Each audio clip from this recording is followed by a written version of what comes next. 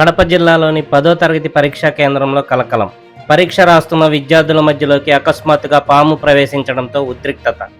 కోడూరు మండలంలోని ఒక పరీక్షా కేంద్రంలో నేడు 10వ తరగతి పరీక్షలు జరుగుతున్నాయి. విద్యార్థులంతా తమ పరీక్షలను రాసుకోవడంలో నిమగ్నమై ఉన్నారు. సరిగ్గా అదే సమయంలో ఎక్కడి నుండి వచ్చిందో కానీ ఒక పెద్ద పాము క్లాస్ రూమ్లోకి చొరబడింది. పామును చూసిన విద్యార్థులు ఒక్కసారిగా షాక్కు గురయ్యారు. భయంతో కేకలు వేస్తూ పరీక్ష హాల్ నుండి పరుగులు తీశారు. పరీక్ష రాస్తున్న చోట పాము రావడంతో విద్యార్థులు, టీచర్లు అందరూ తీవ్ర ఆందోళనకు లోనయ్యారు. కాసేపు అక్కడ ఉద్రిక్త వాతావరణం నెలకొంది. అయితే అక్కడే ఉన్న పరీక్షా కేంద్రం సిబ్బంది వెంటనే అప్రమత్తమయ్యారు. సమయస్ఫూర్తితో వ్యవహరించి ఒక పెద్ద కర్ర సహాయంతో పామును చంపి బయటపడేశారు. పామును బయటపడేయడంతో పరీక్షా కేంద్రంలో ఉన్న వారంతా ఊపిరి పీల్చుకున్నారు. సిబ్బంది తక్షణ చర్యలతో విద్యార్థులంతా మళ్లీ తమ తమ స్థానాల్లో కూర్చొని ప్రశాంతంగా పరీక్షను కొనసాగించారు. ఈ ఘటన విద్యార్థులకు మరియు సిబ్బందికి పెద్ద భయాన్నే కలిగించినప్పటికీ చివరికి అంతా సుఖాంతమైంది.